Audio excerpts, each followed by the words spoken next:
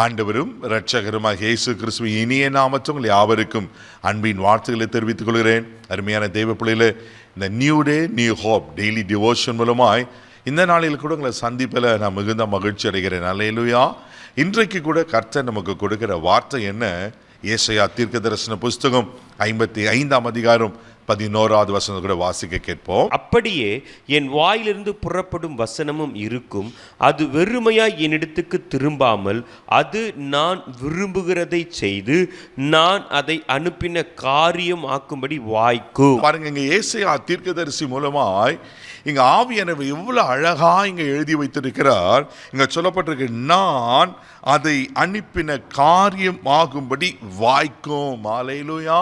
தெய்வ பிள்ளைகளே, ஆண்டவருடைய வாயிலிருந்து புறப்படுகிற வார்த்தைகள், ஆவியானுடைய எழுதி கொடுத்த இந்த வேத வசனங்கள், இந்த ஜீவனுள்ள வார்த்தைகள் ஒரு நாளும் வெறுமையாய் போகாது. இங்க சொல்றாரு, நான் அனுப்பின காரியத்தை வாய்க்கும்படி செய்யுமா. ஆமென். ரொம்ப அழகா இருக்குது.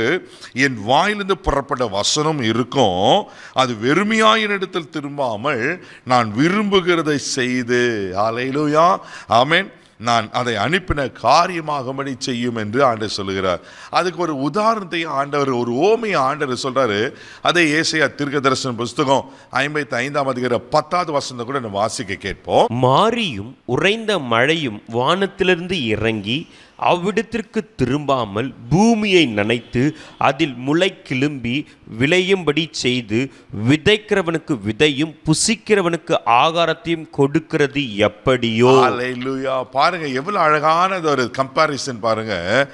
மாரியும் உறைந்த மழையும் வானத்திலிருந்து இறங்கி அவ்விடத்துக்கு திரும்பாம பூமியை நனைத்து என்ன செய்யறதா, அதை முளை கிளம்பி விளையும்படி செய்து விதைக்கிறவனுக்கு விதையும் புசிக்கிறவனுக்கு ஆகாரத்தை கொடுக்கிறது எப்படியோ, அதே போல என் வாயிலிருந்து புறப்பட்ட வசனமும் இருக்கும் அப்படின்னு ஆண்டவர் சொல்லுகிறார். அல்லேலூயா.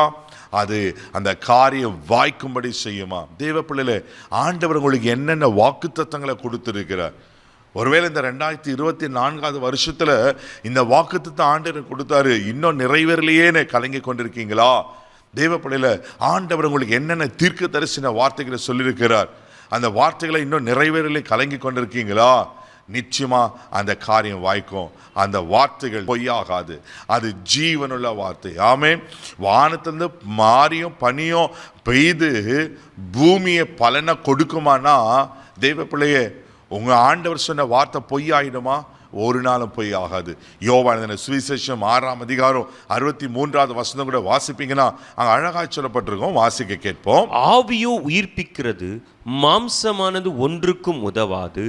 நான் உங்களுக்குள் சொல்லுகிற வசனங்கள் ஆவியும் ஜீவனுமாய் இருக்கிறது. பாருங்க, நான் உங்களுக்கு சொல்லுகிற வார்த்தைகள் ஆவியும் ஜீவனமா இருக்கிறதா. அல்லேலூயா. அது ஜீவனுள்ள வார்த்தை, உயிருள்ள வார்த்தை, அது ஒரு நாளும் பொய்யாகாது.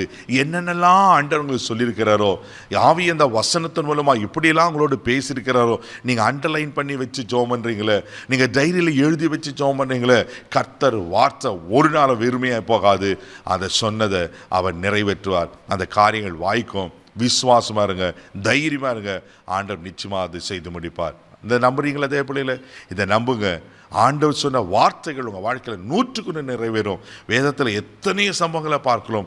யாருக்கெல்லாம் ஆண்டவர் வார்த்தை அனுப்பினாரோ அதெல்லாம் நிறைவேற்றிருக்கிறார். உங்களுக்கும் நிறைவேற்றுவார். கண்களை மூடி நாம் செபிக்கலாம். அன்பு தகப்பனே, இந்த நல்ல வழிக்காய் உமக்கு நன்றி சொல்லி துதிக்கிறோம். ஸ்தோத்திரம் ஆண்டவரே.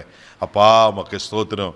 ஆமென். என்ற அந்த மழை எப்படி பூமியை நனைத்து ஆண்டவரே விதைக்கிறனுக்கு விதையும் புசிக்கிறனுக்கு ஆகாரத்தை கொடுக்கிறதோ, ஆண்டவரே என் வார்த்தையும் அப்படியே இருக்கும் நீங்க சொல்லியிருக்கீங்கப்பா. யாருக்கு என்னென்ன வார்த்தைகளை நீங்க கொடுத்திருக்கிறீங்களோ, வாக்குத்தத்தங்களை கொடுத்திருக்கீங்களோ, இயேசுவின் நாமத்தில் இந்த நாளில் அதை நிறைவேறுவதாக. ஆவியாய் ஜீவனமா இருக்கிற வார்த்தை வெளிப்பட்டுட்டாங்க ஆண்டவரே, அது உயிர்ப்பிக்கட்டும். இதில் ஆசீர்வதிங்க. நீங்க சொன்னதை செய்கிற கர்த்தர் ஆண்டவரே, நீங்க சொல்லியும் செய்யாதிருப்பீரோ என்று வேதத்தில் வாசிக்கிறோமே. நீங்க சொன்னது தான் ஆசீர்வதியும் கனப்படுத்தும். இந்த நாள் முழுவதும் கரம்பிடித்து நடத்தும். இயேசுவின் மூலம் ஜெபம் பிதாவே. ஆமென். அவர் உங்களுக்கு சொல்லியிருக்கிறார். தைரியமா போங்க. God bless you.